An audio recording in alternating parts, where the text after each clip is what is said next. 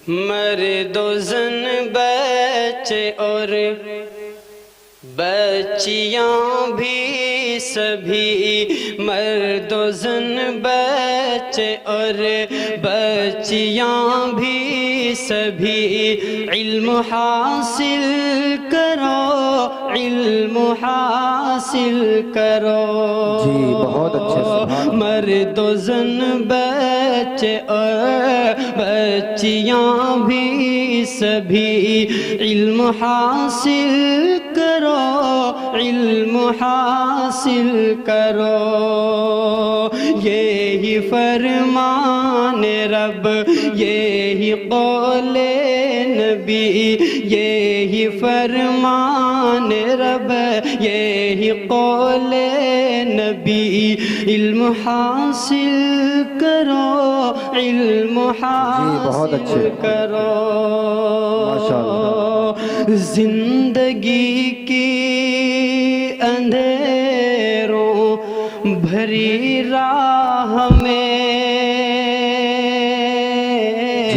आह में वाह में और हर चाह में, जिंदगी की अंधेरों भरी राह में, आह में वाह में और हर चाह में। हज़रत अब बिला किसी ताख़ीर और तमहीद के हम सब के बड़े, हम सब के करम फरमा जनाब हज़रत मौलाना मुफ्ती मोहम्मद मुज़म्मिल साहब दामत बरकातुहुमुल आलिया, उस्ताज़ हदीस व फ़िक़ह दारुल उलूम देवबंद, मैं हुज़ूर वाला से बहुत ही मुअद्दब अंदाज में गुजारिश कर रहा हूँ कि हज़रत तशरीफ़ लाएँ और अपने मवाइज़ हसना से हम सब सामाईन को मुस्तफ़ीज़ फरमाएँ।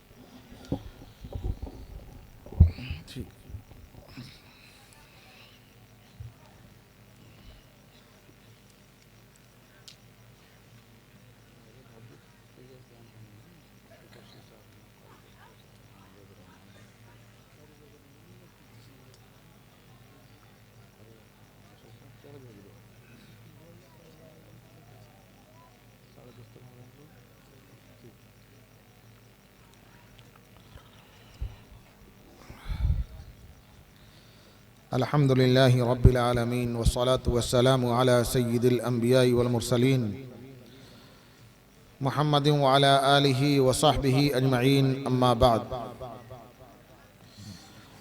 अऊज़ु बिल्लाहि मिनश शैतानिर रजीम, बिस्मिल्लाहिर रहमानिर रहीम। इक़रा बिस्मि रब्बिकल्लज़ी खलक़, खलक़ल इंसाना मिन अलक़। वक़ाल नबी सल्लल्लाहु अलैहि वसल्लम, अल इल्मु सलासा, आयतुन मुहकमा व सुन्नतुन क़ाइमा व फ़रीज़तुन आदिला व मा सिवा ज़ालिका फ़हुव फ़ज़्ल, औ कमा क़ाल अलैहि सलातु वस्सलाम। सदक़ल्लाहुल अज़ीम व सदक़ रसूलुहुन नबियुल करीम। स्टेज पर रौनक अफरोज़ हज़रात उलमाए किराम, बुज़ुर्गान दीन और नौजवान भाइयों, अभी मेरे बाद भी कई अकाबिर उलमाए किराम का बयान आपके सामने होगा। हमारे उस्ताद मोहतरम हज़रत अक़दस मौलाना मुफ्ती खुर्शीद अनवर साहब दामत बरकातुहुम मुहद्दिस जलील दारुल उलूम देवबंद आपके मदरसे में तशरीफ़ फरमा हैं। उनका पुरमग़्ज़ खिताब इंशाअल्लाह आप सुनेंगे। इसी तरीके से हमारे एक दूसरे उस्ताद मोहतरम हज़रत मौलाना क़ारी जमशेद अली साहब उस्ताद तजवीद व क़िराअत दारुल उलूम देवबंद आपके मदरसे में तशरीफ़ ला चुके हैं। हो सकता है कि बशाशत हुई तो उनका भी कुछ बयान हो, दीगर और उलमाए किराम का भी बयान होना है। इसलिए कोई बहुत तवील और लंबी चौड़ी तकरीर मुझे नहीं करनी है। मुझे इंशाअल्लाह आधे घंटे में या 35 मिनट में अपनी बात मुकम्मल कर देनी है। वक्त भी थोड़ा ही है, इसलिए तमहीद की ज़रूरत नहीं और तमहीद का मौका भी नहीं, वक्त भी नहीं है। ए बेटा, ये मोबाइल बंद करके रख लो जेब में। यकीन करो, मैं कसम खा के कह सकता हूँ, अल्लाह की कसम खा के कह सकता हूँ कि अल्लाह ताला क़यामत में आपसे ये सवाल नहीं करेंगे कि जलसे का वीडियो क्यों नहीं बनाया था। इसका सवाल नहीं होना है हमसे आपसे। ये हो सकता है कि अल्लाह ताला ये सवाल कर लें कि कारी साहब ने क़िरात की थी, नात पढ़ी गई थी, कोई मुकर्रिर बैठ करके हदीस बयान कर रहा था और आप वीडियो बनाने में क्यों लगे हुए थे, कुरान और हदीस को, नात को क्यों नहीं सुनाता। ये हो सकता है कि सवाल हो जाए, लेकिन ये सवाल कतई नहीं होगा कि वीडियो क्यों नहीं बनाया था। इसलिए एक बात और सुनिए, चाहे आप बात न सुने, चले जाएं, लेट जाएं, आराम करें, ये गुनाह नहीं है न सुनना। लेकिन यहां बैठकर वीडियो बनाना कतई तौर पर नाजायज और हराम है। दीनी जलसे में बैठ करके ये नाजायज काम क्यों करें। खैर, मैं अपनी बात जो मुझे अर्ज करना है मैं सीधे सीधे शुरू कर दूं। देखिए, वक्त कम है, इसलिए इधर उधर की बात करने का मौका नहीं है। मैं सीरत नबी सल्लल्लाहु अलैहि वसल्लम का एक छोटा सा वाक़या तो बहुत तवील है, शुरू का आखिर का काट करके बीच में से एक टुकड़ा सुनाना चाहता हूं। एक खास मौके पर हबशे के बादशाह, यह हबशा एक मुल्क था, आज भी है, उसका आजकल नाम इथियोपिया है। हबशे के बादशाह नजाशी के दरबार में, नजाशी बादशाह थे उस वक्त, नबी अकरम सल्लल्लाहु अलैहि वसल्लम के जमाने में ईसाई मजहब को मानते थे। बाद में अल्लाह ने उन्हें हिदायत दी, ईमान कबूल कर लिया। तो नजाशी के दरबार में हजरत अली रज़ी अल्लाह तआला अन्हु के भाई हजरत जाफर तैयार रज़ी अल्लाह तआला अन्हु ने एक खास मौके पर एक तकरीर की थी। उस तकरीर का एक टुकड़ा सुनाना चाहता हूं।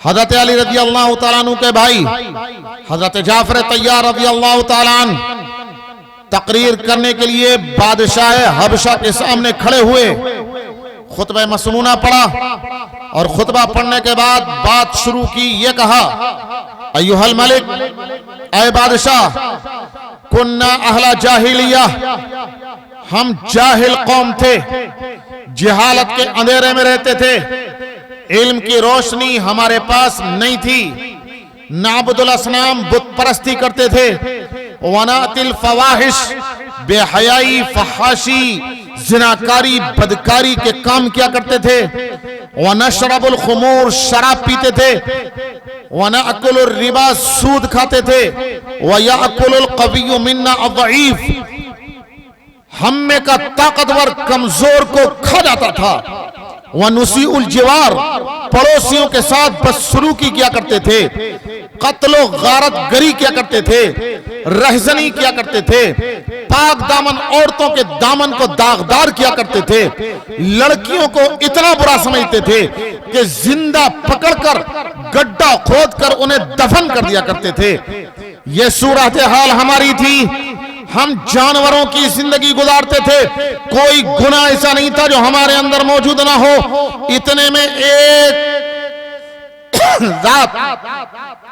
में एक जात जिसकी 40 साल जिंदगी हमारी आंखों के सामने गुजरी थी, हमने कभी उसकी जबान से एक कलिमा झूठ का नहीं सुना था, कभी बेईमानी, खयानत, बददियानती, बेदियानती, वफादारी के खिलाफ कोई बात उससे हमने नहीं देखी थी।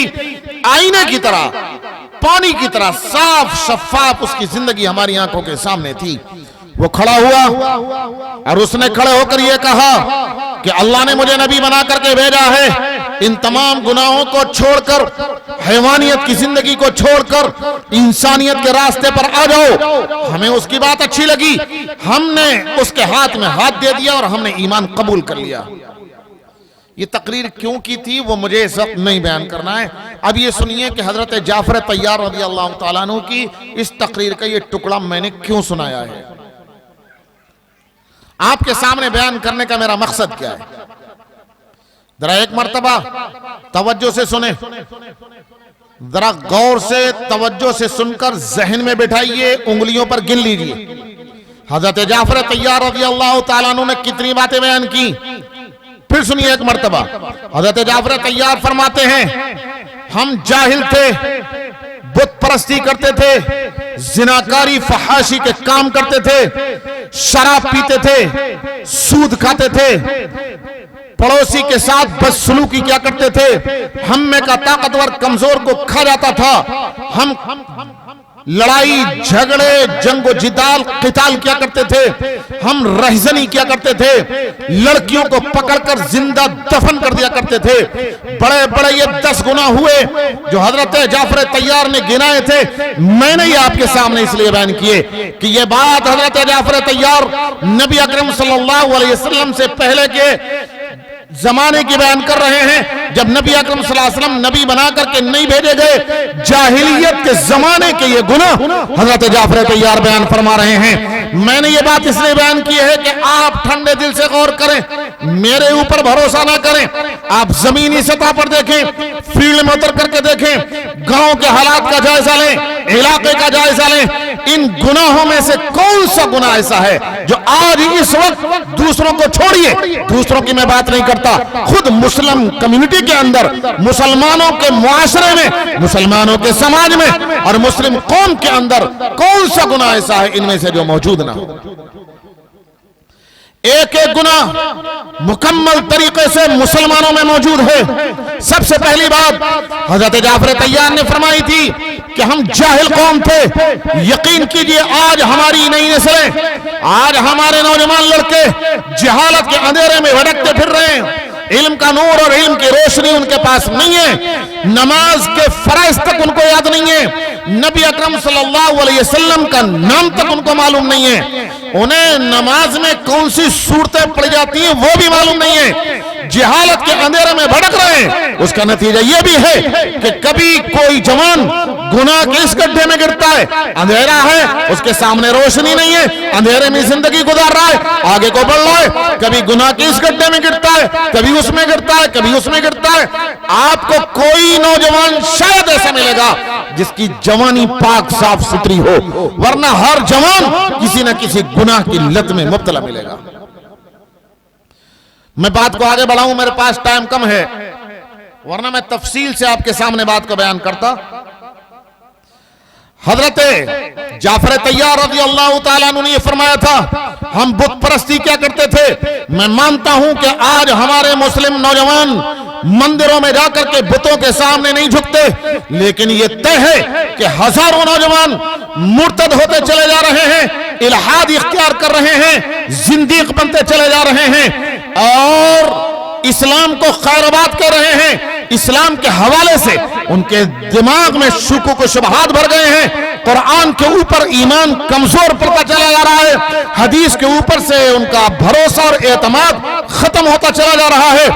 आज हमारे मुस्लिम नौजवान इस्लामी मसाइल और अहकाम के एतबार से शुकूक व शुबहात में मुब्तला हैं। आप क्या कहेंगे उन नौजवानों के बारे में? ठीक है वो बुत परस्ती ना करते हो, लेकिन उन नौजवानों के बारे में क्या कहेंगे कि जो गैर मुस्लिम लड़कियों को लेकर चले जाते हैं और उसे गुनाह नहीं समझते।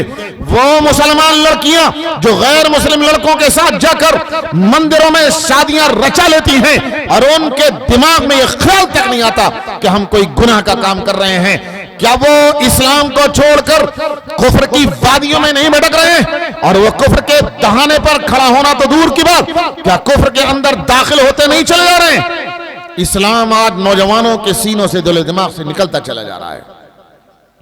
तीसरी बात हजरत जाफर तैयार रज़ी अल्लाह तआला अन्हु ने फरमाई थी, नातिल फवाहिश, कि हम नबी के आने से पहले फहाशी के, बेहयाई के, जिनाकारी के, बदकारी के काम क्या करते थे। मैं वाकयात आपके सामने बयान नहीं करना चाहता, मुझे शर्म आती है, मैं जबान पर नहीं ला सकता। ऐसे ऐसे वाकयात हमें मालूम हैं, हालांकि हम मदरसों की बाउंड्री में बंद रहते हैं, हमें बाहर ज्यादा निकलना नहीं होता, हम चौपालों पर नहीं बैठते, हम हुक्के की मजलिसों में नहीं बैठते, हम चौराहों पर खड़ी नहीं होते, हम दुकानों पर नहीं बैठते, हम होटलों पर नहीं बैठते। हमें नहीं मालूम कि नौजवान क्या कर रहे हैं, किन किन हरकतों में मुब्तला हैं, लेकिन हाँ, आप लोग मसाइल पूछते हैं, आप लोग कभी कभी अपने दिल का दर्द हमसे बयान करते हैं, तो जो हालात सामने आते हैं, अल्लाह की कसम हम सर पकड़ कर बैठ जाते हैं, दिल पर हाथ रखकर बैठ जाते हैं कि अल्लाह, ये हमारे नौजवान भाई, ये हमारे बच्चे कैसी कैसी गंदी लतों में मुब्तला हैं। जब से ये मोबाइल नौजवान लड़कों के हाथों में आया है, गंदी गंदी ऐसी लतों में मुब्तला हैं कि मैं कसम खा के कह सकता हूं कि हमारी शर्म हमको बयान करने से रोकती, हम जबान पर नहीं ला सकते, ऐसी ऐसी गंदी लतों में मुब्तला है। अगली बात सुनिए, हजरत जाफर तैयार रज़ी अल्लाह तआला अन्हु ने एक बात ये फरमाई थी कि नशरबुल खुमूर, हम शराब पिया करते थे। नई नस्ल, नौजवान लड़के मेरी मालूमात के मुताबिक, नए लड़के मेरी मालूमात के मुताबिक 100 में से 80 लड़के, 80% नौजवान लड़के किसी न किसी नशे की लत में मुब्तला। कोई शराब पीता है, कोई भंग चर्स इस्तेमाल करता है, कोई स्मैक इस्तेमाल करता है, कोई नशे की गोलियां लेता है, कोई नशे के इंजेक्शन लेता है, किसी न किसी तरह के नशे की लत में नौजवान मुब्तला हैं। मैं अभी 2 साल पहले मेवात एक जलसे में बयान करने के लिए गया। दारुल देवबंद में हमारे पास पढ़ने वाले एक तालिब इल्म मोहम्मद अहमद नाम था, अब तो फारिग हो गए, अपने इलाके में एक मदरसे के जिम्मेदार हैं और मदरसा चला रहे हैं, अच्छा काम कर रहे हैं, अल्लाह उनकी उम्र में बरकत अता फरमाए। वो उस वक्त दारुल में पढ़ रहे थे, मेरे साथ गए, जिस जगह जलसा था वहां मैं पहुंचा। उस गांव में उलमाए किराम के खाने का इंतजाम उस तालिब इल्म की खाला के घर था। हमने खाना वाना खा लिया, दूसरे उलमाए किराम स्टेज पर चले गए। हमसे यह कहा गया कि सबसे आखिर में बयान करके तुम्हें दुआ करानी है, थोड़ी देर आराम कर लीजिए। हम उसके खाला के घर वहीं लेट गए। थोड़ी देर के बाद वो मोहम्मद अहमद तालिब इल्म हमारे साथ थे, अपने खलेरे भाई को लेकर के आए, 17 साल का नया लड़का। मैंने उम्र पूछी, बताया 17 साल। 17 साल का खूबसूरत नया लड़का, लेकिन सेहत का हाल यह था कि हड्डियों के अलावा शायद 50 ग्राम गोश्त भी उसके जिस्म पर ना हो। उस मोहम्मद अहमद ने कहा कि हजरत ये मेरा खलेरा भाई है, खाला का लड़का है, बीमार है, इलाज चल रहा है, आप इसके लिए सेहत की दुआ कर दें। हमने हाथ उठाकर अल्लाह ने जितनी तौफीक दी हमने दुआ कर दी। वो लड़का चला गया। हमने उस अहमद से पूछा जो हमारे साथ जलसे में गया हुआ था, दारुल देवबंद में पढ़ने वाला खलेरा भाई, हमने कहा कि बेटा तुम्हारा ये भाई खलेरा भाई, इसकी हालत तो बहुत ज्यादा खराब है, इसे बीमारी क्या है? हमने उससे पूछा मोहम्मद अहमद से, तो कहने लगा कि हजरत हमारे ददिहाली ननिहाली दोनों खानदानों में ये बच्चा सबसे तंदुरुस्त सेहतमंद माना जाता था, लेकिन एक अजीब लत इसको लग गई। खांसी में पीने वाला जो सिरप आता है, शायद कोरेक्स या ओरेक्स का नाम का आता है, उसमें हल्का सा नशा होता है। डॉक्टर सुबह शाम ज्यादा से ज्यादा 10 ml 10 मिलीलीटर पीने को कहता है, सुबह और शाम पीना। उसे पीकर नींद आती है। ये आज भी मेरे साथ जो ड्राइवर है, रात ये ड्राइवर मेरे साथ था, मैं मुजफ्फरनगर के इलाके में एक जलसे में था, वापस होते हुए वहां से ऐसे नींद का झटका आया। मैंने इससे कहा भाई तुम्हें नींद आ रही है, तुम गाड़ी रोक करके इस्तिंजा कर लो, मुंह धो लो, वुजू कर लो, तुम्हें झटका लग रहा है। कहा नहीं हजरत चल रहा हूं मैं, ठीक है। आज आते हुए कह रहा था कि हजरत मुझे रात वाकई नींद आ रही थी, इसलिए कि मैंने खांसी का सिरप पिया था, मुझे ठंड थी, सर्दी थी, खांसी के सिरप की वजह से नींद का गलबा था। अभी आज की बात है, ये ड्राइवर मेरा जो आज इस वक्त मेरे साथ है वो कह रहा था, तो उसमें हल्का नशा होता है। वो मोहम्मद अहमद बोला कि हजरत हमारे इस खलेरे भाई को उस खांसी के सिरप से नशा करने की लत पड़ गई। एक एक दिन में 4-4 बोतल ये पी जाता है। उसके पीने की वजह से खतरनाक किस्म की दवा होती है। जरूरत से ज्यादा पीना बहुत नुकसान देता है, और जरूरत से ज्यादा क्या पीना ही नुकसान देता है, लेकिन खांसी में मजबूरी होती है पीना। खांसी को दबाने के लिए, सही करने के लिए पीनी पड़ती है। कहने लगा कि हजरत इसे वो सिरप के जरिए से नशा करने की लत पड़ गई। एक एक दिन में 4-4 सिरप पी जाता है। इसके फेफड़े खराब हो गए, सीने के अंदर का सारा सिस्टम बिगड़ गया। दिल्ली के तमाम बड़े बड़े डॉक्टरों को एम्स में, मैक्स में, सब जगह दिखा लिया। सबने हाथ खड़े कर दिए कि हमारे बस की बात नहीं है अब इसका इलाज करना, अब इसके फेफड़े सही नहीं होने वाले।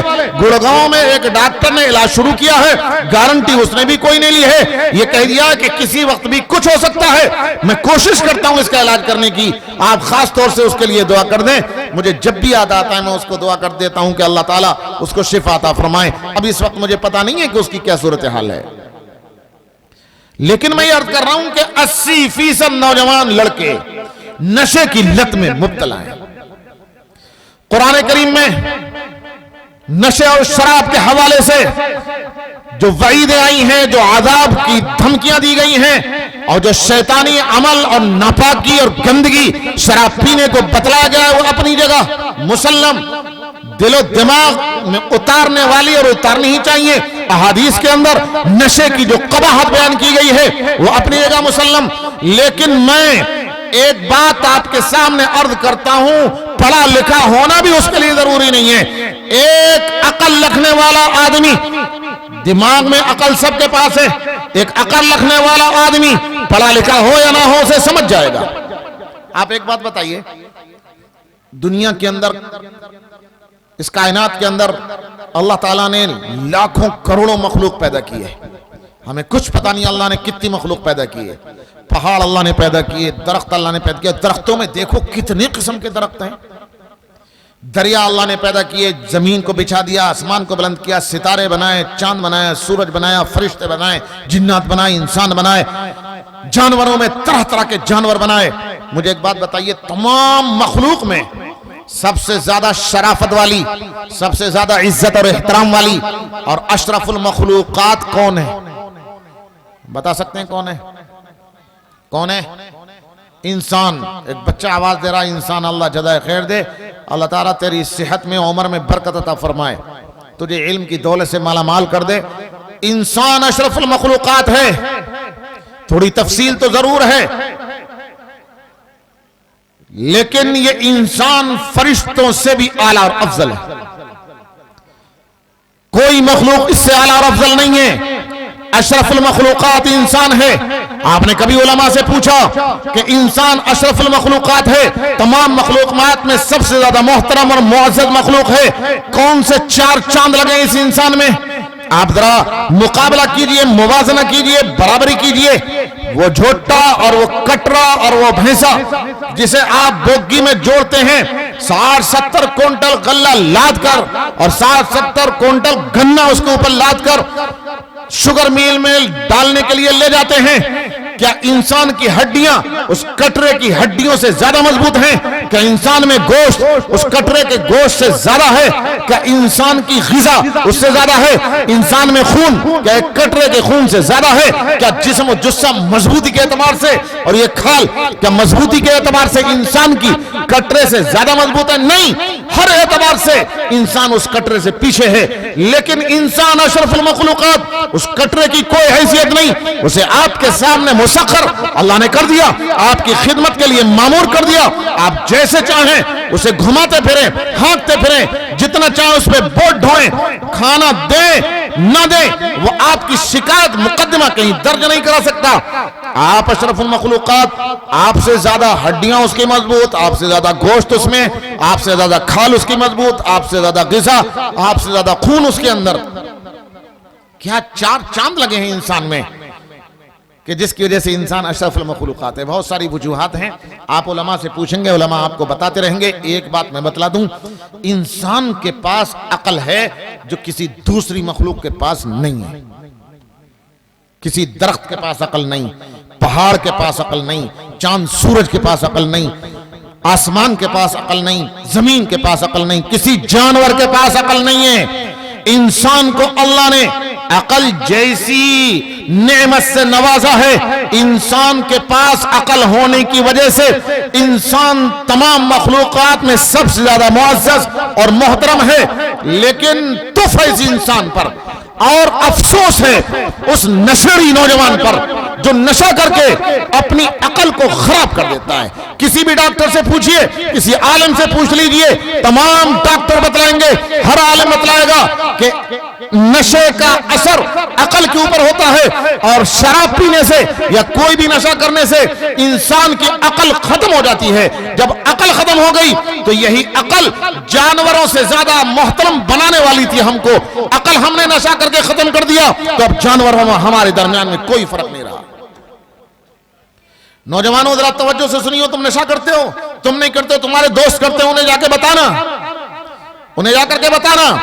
नशे की हालत में एक नौजवान धुत होता है, उसे कुछ पता नहीं होता मैं कहां चल रहा हूं, कहां गिर रहा हूं, कहां पड़ा हुआ हूं। गर्मी के मौसम में नाली के पानी के अंदर कुत्ते को जबान निकाले हुए बैठा हुआ हम देखते हैं कि वो गर्मी को मिटाने के लिए जबान बाहर निकली होती है, हाँफता कांपता नाली के पानी में बैठा हुआ होता है। गर्मी से बचने के लिए एक इंसान कुत्ता उसके मुकाबले में किस कदर जलील बनाया अल्लाह ताला ने।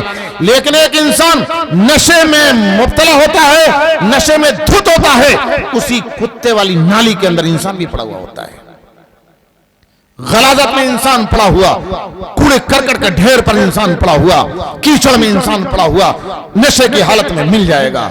क्या फर्क रह गया कुत्ते के अंदर और उस इंसान के अंदर? क्या फर्क रह गया दूसरे जानवरों में और उस इंसान में कि जिसने नशा करके अपनी अकल को खैरबाद कह दिया? नौजवानों, किस किस लत में तुम मुब्तला हो गए? खुदा के वास्ते तौबा करो, अपनी इज्जत को बचाओ। जो अल्लाह ताला ने आपको एहतराम दिया था, जो शराफत दी थी, अपने हाथों से उन शराफत की चीजों को क्यों कुचल रहे हो? बात मेरी लंबी पड़ रही है, मैं बात को कहां तक बतलाऊं? खुलासा यह है कि मैंने ये कहा हजरत जाफर तैयार रज़ी अल्लाह ताला अन्हु ने जितने गुनाह बयान किए थे, आज मुसलमानों के अंदर कोई गुनाह ऐसा नहीं है जो न पाया जाता हो। अगर मैं रात भर गुनाहों को बयान करता रहूं तो वाकई मुसलमानों में इस कदर गुनाह है, इस कदर गुनाह है कि पूरी रात गुजर जाएगी, गुनाहों का सिलसिला खत्म नहीं होगा। जहां तक सूद की बात है, सूद की बात, सूद मुसलमानों के घर घर में दाखिल हो गया है। एक वो तबका है मुसलमानों को जो मालदार है, वो अपने लिए गाड़ी लेना चाहता है, कार लेना चाहता है, अपना कारखाना लगाना चाहता है। हुकूमत उससे सवाल करती है तेरे पास इतना पैसा कहां से आया? मजबूर होकर वो बैंक से लोन लेकर के गाड़ी को निकालता है, कारखाना लगाता है और किस्त मुतय्यन करता है, वरना इनकम टैक्स के अफसरान और मालियात के शोबों को देखने वाले अफसरान उसकी जिंदगी दूभर कर देंगे, उसके घरों पर ताला लगा देंगे कि एक नंबर का पैसा दिखाओ, ये गाड़ी कहां से आई? वो सूद का कारोबार करने पर मजबूर होता है। दूसरी तरफ निचला तबका है, निचला तबका, कमजोर तबका, उसे लालच दे दे करके सूद की लतों के अंदर मुब्तला किया जाता है। काश्तकारों को कृषि कार्ड बनाकर दे दिया जाता है, क्रेडिट कार्ड बना करके दे दिया जाता है और बैंक से हर वक्त फोन आते रहते हैं, ये कार्ड ले लीजिए, ये कार्ड ले लीजिए, 3 महीने तक कोई सूद नहीं लिया जाएगा। आदमी लालच में आकर के सूद वाला कर्जा हुकूमत से, बैंक से कर्जा ले लेता है कि 3 महीने में अदा कर दूंगा और 3 महीने में अदा नहीं कर पाता, सूद के लेने देने में मुब्तला हो जाता है। अकाबिर उलमा यहां मौजूद हैं, मेरे असातिज़ा मौजूद हैं, आप उनसे पूछिएगा ये सूद की लानत इस कदर खराब लानत है और इतना खराब गुनाह है। आका सल्लल्लाहु अलैहि वसल्लम ने फरमाया कि सूद के 36 ऊपर नीचे दर्जे हैं, कोई निचला दर्जा, उससे ऊपर, उससे ऊपर, उससे ऊपर, सूद के 36 दर्जे हैं। और फिर नबी अकरम सल्लल्लाहु अलैहि वसल्लम ने फरमाया ऐसरहु अय्यन के हलमरु उम्मा, उस सूद के 36 दर्जों में सबसे निचला वाला दर्जा, ऊपर वाला दर्जा नहीं, ऊपर वाले दर्जे को तो क्या पूछना साहब, किस कदर बुरा है वो। आका ने फरमाया सबसे निचला दर्जा इतना खराब है जैसे कोई इंसान अपनी मां के साथ जिना कर ले, अपना मुंह काला कर ले। इस जमाने में भी जब जिनाकारी बदकारी आम है, गली गली जिनाकारी बदकारी के असबाब फराहम है, होटलों में तहफ्फुज फराहम किया जाता है जिनाकारी बदकारी के लिए, सब कुछ हो रहा है। इस गए गुजरे जमाने में भी शायद ही कोई दयूस ऐसा मिले जो अपनी मां के साथ मुलव्वस हो जाए, अपनी मां के साथ अपना मुंह काला कर ले, लेकिन सूद के लेन देन में मुब्तला होकर धड़ल्ले से मां के साथ जिना करने के बराबर गुनाह कमाता रहता है। खैर, मुझे एक बात और अर्ज करनी है, वो बात मैं अर्ज करके अपनी बात को मैं खत्म कर दूं। बहुत देर से मैं कह रहा हूं कि सारे गुनाह मौजूद हैं, मैं सारी रात गुनाह बयान करता रहूं, ये मसले का हल तो नहीं है। ये तो बीमारी है, बीमारी का इलाज नहीं किया जाएगा जब तक बीमारी दूर नहीं होगी। अगर मैं गुनाह पर गुनाह बयान करता रहूं तो ये ऐसे ही होगा जैसे एक आदमी कहे कि मेरे पेट में दर्द है, उससे पूछो कि दवा ली, कि साहब मेरे सर में भी दर्द है, कि दवा ली, कि घुटने में भी दर्द है, कि दवा ली, कि किडनी भी खराब है, कि दवा ली नहीं ली, डॉक्टर से मिले नहीं मिले, कहीं मेडिकल से दवा लेकर के आए नहीं आए, कि साहब दिल की धड़कन भी बढ़ी हुई है, मुझे ब्लड प्रेशर की भी है और मुझे शुगर भी है। अरे गुनाह तो बीमारी पर बीमारी शुमार करता चला जा रहा है, और कोई अक्लमंद पूछता है कि दवा ली या ना ली, उसका कोई जवाब नहीं है, तो उसे अक्लमंद नहीं कहा जाएगा, उसे बेवकूफी कहा जाएगा कि बीमारियां 100 पाले पड़ा है, दवा क्यों नहीं लेता।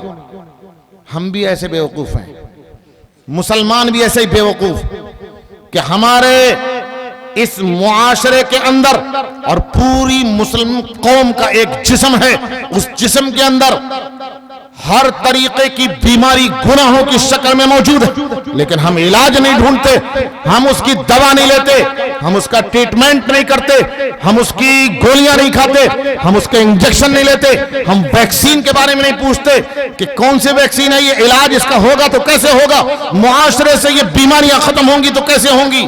दोस्तों, बीमारी कोई नई नहीं है, जो बीमारियां मैंने गिनाई हैं, जिहालत हमारे अंदर है, शिर्क के काम हम कर रहे हैं, जिनाकारी बदकारी नौजवानों के अंदर है, शराब नोशी और नशे की लत नौजवानों के अंदर है, सूद की लत हमारे मुसलमानों के अंदर आ रही है।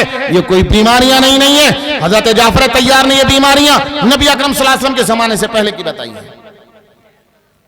इलाज क्या है?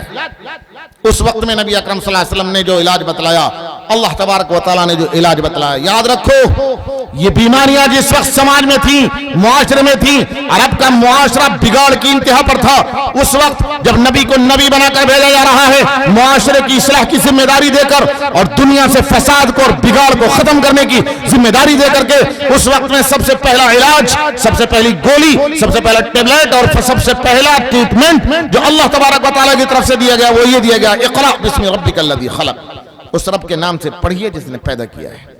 मैं गारंटी के साथ कहता हूं, उम्मत का हर फर्द, बच्चा हो तो, जवान हो तो, अधेड़ हो तो, बूढ़ा हो तो, अगर वो इल्म की रोशनी हासिल कर ले और इल्म के नूर से मुनव्वर हो जाए, इल्म की रोशनी में अपनी जिंदगी को आगे बढ़ाए, मैं गारंटी के साथ कहता हूं कि मुआशरे से सारे गुनाहों का सफाया हो जाएगा। इल्म की रोशनी में जिंदगी गुजारेगा तो गड्ढे में गिरने से बचेगा, जिहालत के अंधेरे में रहेगा, किसी भी गुनाह के गड्ढे में गिर जाएगा।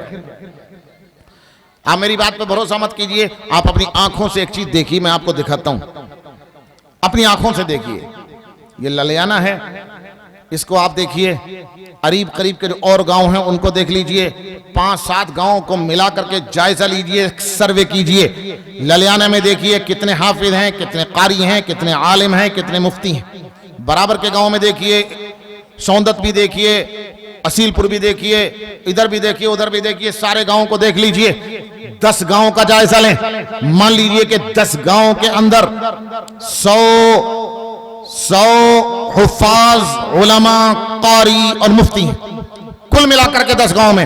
हर गांव के अंदर 10 मान लो तो 10 गांव में 100 होंगे, हालांकि हैं ज्यादा, लेकिन मैं मानता हूं कि 100 हैं।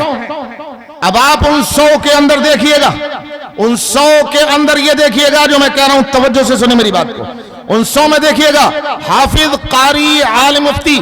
मैं मानता हूं कि वो फरिश्ते नहीं है, इक्का दुक्का कोई रास्ते से भटका हुआ हो सकता है, लेकिन आप जायजा लेंगे तो मैं यकीन के साथ कह सकता हूं कि उन 100 में से कोई जिनाकारी बदकारी में मुब्तला नहीं मिलेगा, कोई नशे की लत में मुब्तला नहीं मिलेगा, कोई आलिम, कोई मुफ्ती, कोई कारी, कोई हाफिज सूद खाता हुआ नहीं मिलेगा। मैंने ये बात पहले ही कह दी है कि मैं उनको फरिश्ता नहीं मानता, गलती हो सकती है, इक्का दुक्का कोई रास्ते भटका हुआ हो सकता है। इक्का दुक्का अगर 100 में से इधर उधर भटक जाए तो वो कोई भटका हुआ नहीं है। 100 के 100 आपको जिना से दूर मिलेंगे, शराब से दूर मिलेंगे, सूद से दूर मिलेंगे, और वो पाकदामन औरतों के दामन को दागदार करने से दूर मिलेंगे, पड़ोसी को सताते हुए नहीं मिलेंगे। उसके बिलमुकाबिल दूसरे 100 जवानों को देख लेना जो हाफिज ना हो, आलिम ना हो, कारी ना हो, चाहे किसी कॉलेज में, किसी यूनिवर्सिटी में पढ़े हुए हो या ना हो, किसी गैरेज में और किसी पंचर की दुकान पर पंचर जोड़ते हुए मिले,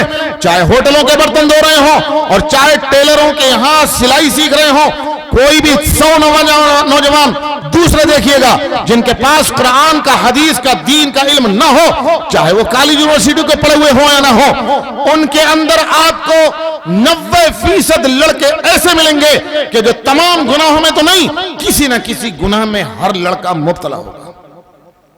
कोई नशे में होगा, कोई इस मोबाइल के नहूसत से किसी अजनबी लड़की से लगा हुआ मिलेगा, कोई सूद का कारोबार करता हुआ मिलेगा, कोई शिर्क या शुकुक व शुबहात में मुब्तला मिलेगा। और दोस्तों, आप अपनी आंखों से देख सकते हैं बहुत से नौजवान गर्ल्स कॉलेजों की और लड़कियों के स्कूलों के दरवाजों पर छुट्टी के वक्त में अपने खानदान की बेशर्मी, बेहयाई को बयान करता हुआ मिलेगा। लड़कियों के कॉलेजों के दरवाजों पर रास्तों में खड़े होकर के जुमले खींचते हुए और चस करते हुए मिलेंगे। अपनी जिल्लत को और रसालत को, घटियापन को, खिस्सत को जाहिर करते हुए आपको नौजवान मिल जाएंगे। कोई हाफिज, कोई कारी, कोई आलिम, कोई मुफ्ती आपको उस जगह पर खड़ा हुआ नहीं मिलेगा। आपको उलमा और हुफ्फाज लड़कियों की छुट्टी के वक्त में, अपनी जरूरत के वक्त में भी उस रास्ते से गुजरते हुए नहीं मिलेंगे कि इस वक्त लड़कियों की छुट्टी का वक्त है, कॉलेजों से लड़कियां अपने घरों को आ रही होंगी, मैं अपनी जरूरत का काम किसी और वक्त पूरा कर लूंगा। मैं कहना चाहता हूं मेरे भाइयों, इल्म की रोशनी वो रोशनी है कि उस रोशनी में आदमी आगे को जिंदगी बढ़ाएगा तो गुनाहों के दलदलों से, गुनाहों के गड्ढों से, गुनाहों के खाइयों से, गुनाहों के कांटों से बचता हुआ निकल जाएगा। और अगर जिहालत के अंधेरे में जिंदगी को आगे बढ़ाएगा, किसी न किसी गुनाह के कांटे में फंस कर रह जाएगा। मेरे भाइयों, इल्म की दौलत हासिल करो, इल्म के नूर से मुनव्वर अपनी जिंदगी को करो, अपनी जिंदगी को इल्म के जेवर से आरास्ता करो, तुम्हारी जिंदगी फरिश्तों की तरह हो जाएगी। उलमा के बयानात अभी और होंगे, रात भी हुए।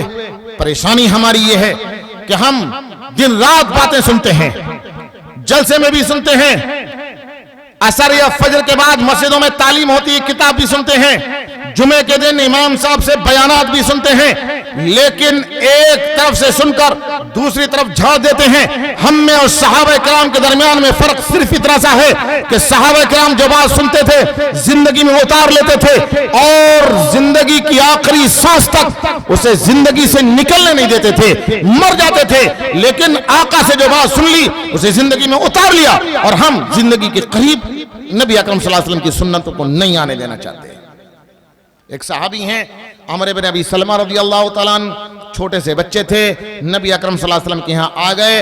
हजरत उम्मे सलमा जो नबी अकरम सल्लल्लाहु अलैहि वसल्लम की ज़ौजा हैं, उनके बच्चे थे, दूसरे शौहर से नबी अकरम सल्लल्लाहु अलैहि वसल्लम के साथ निकाह हुआ। हजरत उम्मे सलमा का अम्मी के साथ नबी अकरम सल्लल्लाहु अलैहि वसल्लम के घर आ गए, इसलिए उनका लक़ब है रबीबुन नबी सल्लल्लाहु अलैहि वसल्लम। नबी अकरम सल्लल्लाहु अलैहि वसल्लम के पाले हुए, 5-6 साल की उम्र में नबी के घर आए, 84 साल की उम्र हुई है। बुढ़ापे में बिल्कुल मौत के करीब जाकर बतलाते हैं खुद अपना वाकया। कहते मैं 5-6 साल का बच्चा था, नबी अकरम सल्लल्लाहु अलैहि वसल्लम अपने साथ मुझे प्लेट में खाना खिला रहे थे। मैं कभी इधर से लुक़मा लगाता, कभी इधर से, कभी इधर से, कभी उधर से, पूरी प्लेट में हाथ घुमाए फिर रहा था। तो मेरे आका सल्लल्लाहु अलैहि वसल्लम ने मुझे 3 नसीहतें की। आका सल्लल्लाहु अलैहि वसल्लम ने फरमाया, कहते हैं कि मुझसे कहा, या बुनैया, ऐ मेरे प्यारे बेटे, कुल बिस्मिल्लाह, बिस्मिल्लाह पढ़ के खाना खाओ, कुल भी अमीन, एक दाएं हाथ से खाओ, कुल मिम्मा यलीक, उस जानिब से खाओ जो तुम्हारी जानिब है। पूरी प्लेट में हाथ घुमाते मत फिरो। सुन्नत यही है कि एक प्लेट में, बड़ी सी प्लेट है, चावल है, बिरयानी है, कोई एक किस्म का खाना है, अपनी तारीफ से खाते रहो, दूसरी तरफ को हाथ बढ़ाकर क्यों ले जाते हो? हाँ, मुख्तलिफ किस्म की चीजें हैं, जैसे इफ्तार के वक्त में होता है, एक तरफ को संतरा रखा हुआ है, दूसरी तरफ को सेब रखा हुआ है, सामने वाला आपकी जानिब से संतरा उठाएगा, आप उसकी जानिब से सेब उठा सकते हैं। लेकिन एक किस्म का खाना हो तो पूरी प्लेट में हाथ घुमाना, ये तो बेवकूफ़ी वाली बातें होती है, इंतहाई बेसलीकी की बात, बेअदबी की बात होती है। तो नबी अकरम सल्लल्लाहु अलैहि वसल्लम ने 3 नसीहतें की। बुढ़ापे में फरमाते हैं 84 साल की उनकी उम्र हुई थी, हिजरत से 2 साल पहले पैदाइश उनकी है, सन 82 हिजरी में उनकी वफात है, तकरीबन 84 साल उम्र हुई। ये फरमाते मैं 5-6 साल का बच्चा था, उस वक्त में नबी अकरम सल्लल्लाहु अलैहि वसल्लम ने मुझे 3 नसीहतें की थी। आज मैं बूढ़ा हो गया, पूरी जिंदगी गुजर गई, पूरी जिंदगी गुजर गई। फरमाते हैं कि पूरी उम्र में किसी दिन भी चाहे 1 वक्त खाना खाया, चाहे 2 वक्त खाना खाया, चाहे 3 वक्त खाना खाया, पूरी जिंदगी में कभी भी खाना खाने के वक्त में इन तीनों सुन्नतों में से कोई एक सुन्नत भी पूरी उम्र मैंने नहीं छोड़ी। ये जज्बा था साहबे कराम का, अमल करने का और सुन्नतों को जिंदगी में उतारने का। कोई मामूली चीज नहीं है। 75-76 साल किसी एक सुन्नत को भी आदमी न छोड़े और सुन्नतों को पकड़े रहे, कभी भूले से भी उसकी सुन्नत न छूटे। दिल गुर्दे की बात है, करके तो देखो। मेरे पास बयान करने को बहुत कुछ है, लेकिन मेरे साथीदार यहाँ मौजूद हैं और मुझे भी अपनी कुछ ज़रूरत और मसरूफियत है, इसलिए मैं आपसे रुखसत होता हूँ। ये दरख्वास्त करके कि जैसा सहाबा के अंदर अमल का जज्बा था, ज़िंदगी में शरीयत के अहकाम को उतारने का जज्बा था, आखिरी सांस तक ज़िंदगी में अहकाम को उतारे रहते थे, कभी किसी सुन्नत और फ़र्द को नहीं छोड़ते थे। पुख्ता इरादा करके उठें, जो कहा गया है, जो सुना गया है, उस पर भी अमल करेंगे, जो नहीं सुना है उलमा से पूछ पूछ कर अमल करेंगे। अमल करेंगे ना भाई? मेरे लिए भी दुआ करने का अल्लाह तबारक व तआला मुझे भी अपनी कही हुई बातों पर अमल करने की तौफीक अता फरमाए। व आखिरु दावाना अनिल हम्दुलिल्लाहि रब्बिल आलमीन। माशाअल्लाह, ये थे जनाब हज़रत मौलाना मुफ्ती मुज़म्मिल साहब दामत बरकातुहुम मौलालिया, उस्ताद हदीस व फ़िक़ह दारुल उलूम देवबंद, जो बहुत ही कीमती नसीहतों से हम सब सामाईन को मुस्तफ़ीज़ फरमा रहे थे। हज़रात, अब मैं बिला किसी ताख़ीर और तमहीद के जनाब इंजीनियर मोहम्मद अली सुबहानी साहब से दरख्वास्त गुजार हूँ, जो देवबंद से हमारे बीच तशरीफ़ लाए हैं, कि हुजूर वाला तशरीफ़ लाएँ